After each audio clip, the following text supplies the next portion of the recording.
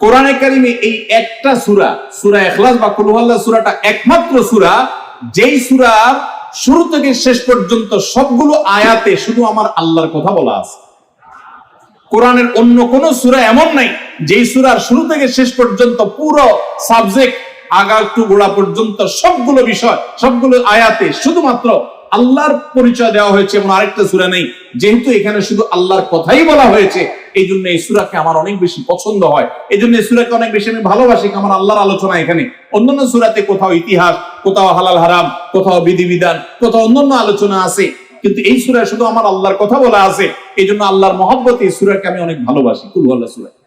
নবী করিম সাল্লাল্লাহু আলাইহি ওয়াসাল্লাম তখন বলেছেন, তোমার এই ভালোবাসার কারণে আমার কাছে ওহী আল্লাহ পাঠিয়েছেন যে আল্লাহ তাআলা তোমাকে স্পেশালি ভালোবাসেন।